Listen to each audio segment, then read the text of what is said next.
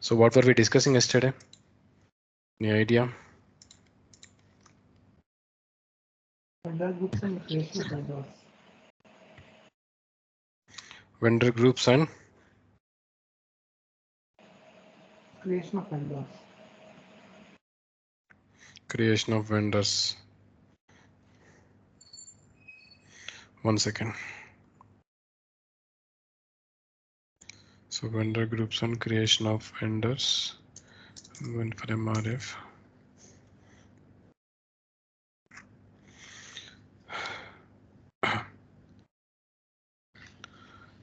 Okay, I'm sharing my screen. I think you can see my screen. Yesterday we have discussed about various methods of payments and menu details in the methods of payments. Then we have discussed about vendor groups, how many different ways we can categorize our vendors. Then I think we have created a vendor. One vendor was previously created. So for creating vendor, we have to navigate accounts payable, vendors and all vendors here. Okay. I think we have created one vendor yesterday, and previously I have created one more vendor for demonstrating the check process for making some payments. I hope you can see my screen. Is it visible? Yeah, visible. Okay. Perfect. So today let us try to understand how many different menus and options we have under a vendor account. So yesterday we have configured this vendor account, right? We have created. So for creating a vendor account, the minimum details that you require is that this vendor account number, vendor name, and the group. So that would be enough. And the currency also you can give. Actually, that I'll show you that part, how to give currency. If it is a foreign currency vendor, how to give a foreign currency. Currency is also important, but basically it picks the default currency. So without giving currency also it does not work, but system automatically picks the default currency. So basically the three main important fields is that vendor account number, name and group are compulsory. Okay, you can also fix certain fields as compulsory fields. For that there is a process actually.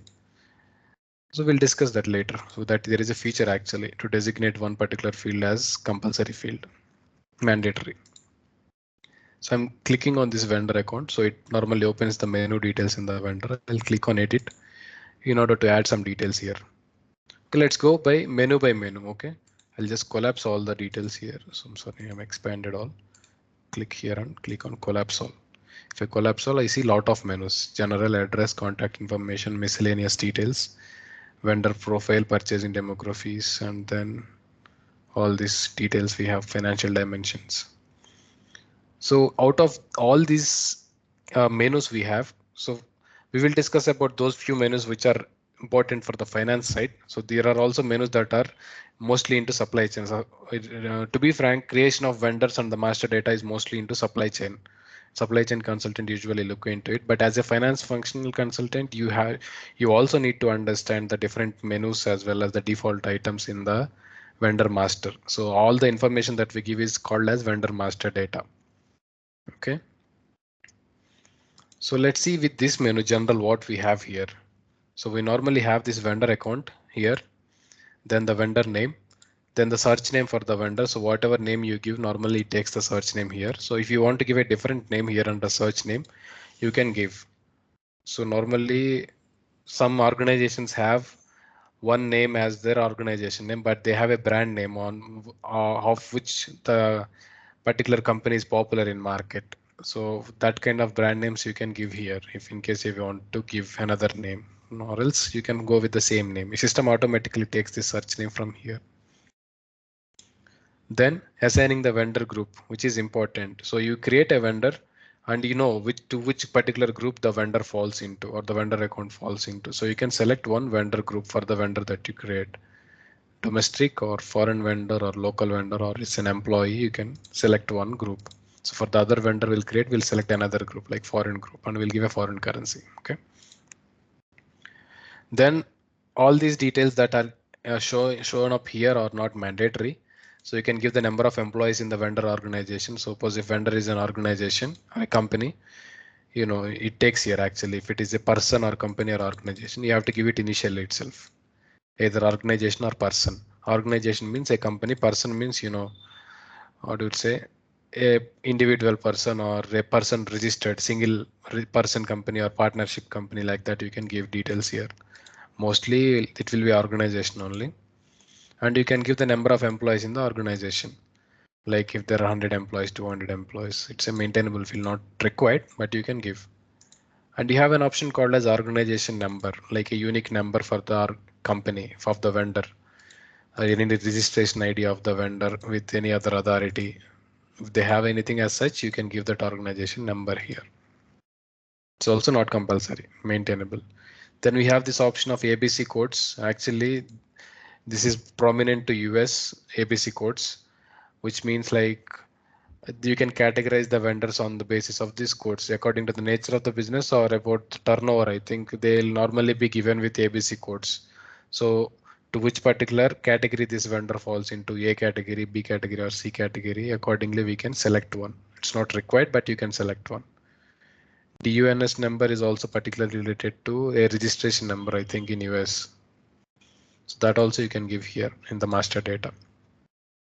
Then other information like address books prominently known as, you can give a brand name here, prominently known as. Address book we normally create here, addresses, so we'll go back there rather than giving it here.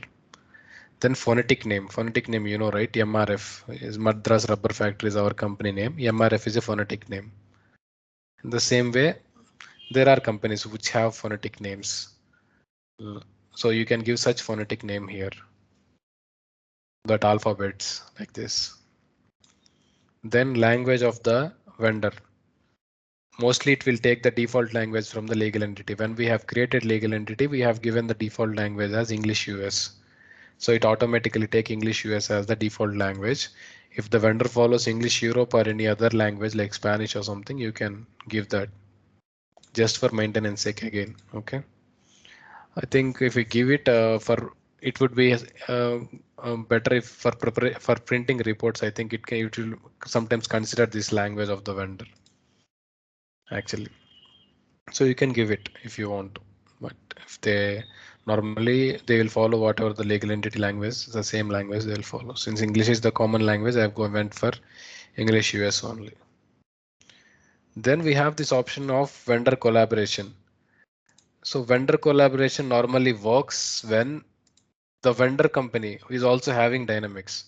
So you are having Dynamics here, and if they also have Dynamics there, you can normally link vendor collaboration, collaborate with the vendor. What happens when we have this collaboration is when we create any purchase order in our system against this particular vendor, that vendor can look that purchase order and confirm it. He can't do anything, just he can look into the insights, how much quantity is selected, how much pricing is selected, how much discount is selected, and he can confirm the order. There is that option. Not most of the people have this collaboration because they don't want to give access to outsiders or the vendor to look into what kind of purchase orders are created against them. Normally the vendor will come to know because he is the one who delivers the goods, right? So what purchase orders is created and what invoice has to be sent, it will be in vendor hands only all the time. But since if they are also using Dynamics, then this collaboration can be activated, I think, or I think that's the thing. I never worked on this collaboration of vendors, but so that's the only option we have here. So it's not active means we are not using it. So other than that, we have activate PO is not auto confirmed, activate PO is auto confirmed, where in the collaboration vendors can just view the data and could not confirm the PO. But if I select this, I think they can confirm the PO as well, the purchase order. That's the process. So that's all we have in this general menu. So I'll go a little quicker because all these details are not so much important, but just for the overview sake, I'm explaining for you to understand. Okay, so the most important here in this journal are this one, these first four: vendor account, name and group, and also search name. Then let's close this and go to the other menu, addresses. Talk about addresses of the vendor. So there can be multiple addresses, right? A vendor might have a business address, a vendor might have another location, another warehouse address, a vendor might have another address. So there can be multiple addresses for a vendor. Okay, suppose if we have to send a check to a vendor, how do we know to which address we have to send the check? So for that, sending the checks or any other financial documents to the vendor, we will create one address. For vendor's main location where it is the business office is located, for that we can create another address. And if at all we have to return goods to the vendor, suppose there are certain goods delivered by vendor to us, but we have to return it back to the vendor because the goods are not proper and we are returning them. So where do we have to return the goods? For that also we can create a different address. So we can create multiple addresses for a vendor.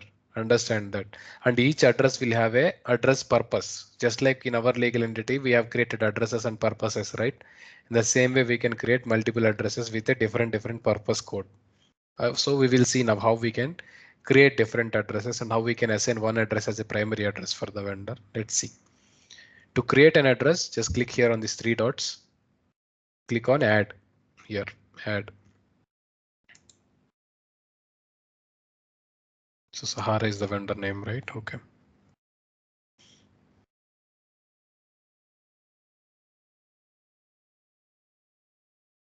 So I'll give it name here, Sahara Limited. Then you can see the purpose here, the purpose of the address. Is it business address, consignment address, delivery address? If it is a fixed asset place address. So this is in perspective of all the different purposes we have. We can use them for customers, vendors, or we can also use them for legal entity all for. But for vendors, we normally use this business address, which should be the main address of the vendor. Secondly, we will use delivery address in case if we want to return any goods. So to which address that has to be delivered. Third and most important is remit to address. Remit to address purpose is the address is the where we send checks or any other financial documents like promissory notes. So that will be sent to this remit to address. Okay, so remember, whenever you are generating any check, system will automatically pick this remit to account. Suppose if you want to print check on name of another person rather than Sahara Limited, you can create remit to address on different person name. So that check will be printed on that particular person's name. If that vendor specification is like that, you can also create multiple remit to addresses so that while printing check, you can select different address. You will have that option of selecting addresses in the vendor payment journal. I'll show you once again while we do it. So there you have that option. There you can select any of the remit to address if you have multiple remit to addresses. So that check will be printed on that particular name here. If you give a name, right? So on that name, it will be printed here. If I give Sahara Limited, on check also Sahara Limited will be printed. If I give a different name, that name will be printed. Okay, that is when we select remit to. Okay, these are the most important: business, delivery, and remit to. Okay, keep that in mind. So if I'm selecting business address, so I can select country, postal code, and then the street and all details, then city, state, county. And if it is a primary address or if it is primary for a country or region, I can select. So I can select a country. I can select any country. Let me see if I can select India here. Here I have India selected. Yes. Then I can select a postal code 50085. System does have it or not have it. If it have in database, it will show. If there is nothing in database, it won't normally show. See 50085. We don't have anything, but it took the number. Then I can give the details here. Any details? 1 second. Then I can give anything like 1-45.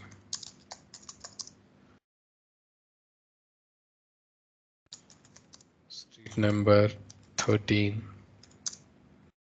You can give anything. We'll go with Anakramgooda, Gachibowli, Hyderabad, right? I can give building complement, how the building looks like, white building, red building, or mirror building, or any other building complement. Then post box number, then city, we can select Hyderabad. Let me select, yeah, we have Hyderabad here, Hyderabad. Then district, you can select state, Andhra, Hyderabad. Okay, primary. So you can select one address as a primary address, which should be the main address of the company. So if this business address is the main address of the company, I'll keep it as the primary address. Okay, for any queries, we normally reach out to the primary address location. Right?